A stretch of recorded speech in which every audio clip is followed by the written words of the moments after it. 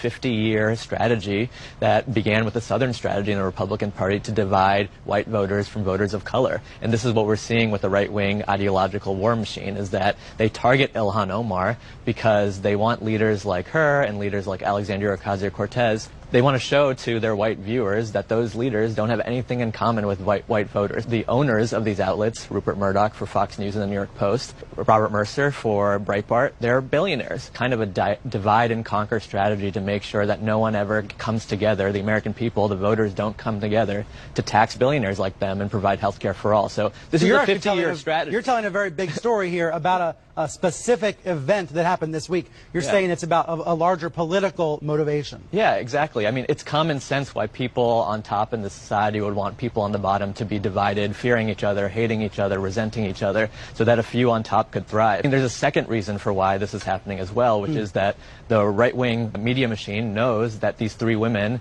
Alexandria Ocasio-Cortez, Ilhan Omar, Rashida Tlaib, who've all been targeted, who've all been facing death threats in recent months, the reason they are good targets is because they have significant disagreements with the Democratic Party leadership. And it's another divide and conquer strategy because they know the Democratic Party leadership will be slow in their response or sometimes even dismissive of these leaders because there's significant disagreements with these three progressive women of color on Medicare for all, on the Green New Deal, on foreign policy in Israel. Yeah, on the issues. And they know that Nancy Pelosi, Steny Hoyer, Chuck Schumer will not come out swinging for them and fighting and advocating for them, which is, you know, it makes sense why Bernie Sanders and Elizabeth Warren were the first kind of national level Democratic leaders to take this issue on. And numerous Muslims in my life, I'm Muslim, reach out to me saying how disappointed they were in the Democratic Party leadership's lackluster response. You had Rashida Tlaib go on Twitter yesterday and say they used my photo to say that we are the most diverse Congress ever, and then they don't back me up when I need it. So I think there is something happening here. There is a very interesting split. I agree with you. Yeah, and it's a newsworthy split. But the Democratic Party leadership is a little afraid of conflict. This is not going away. This is a battle. Ilhan Omar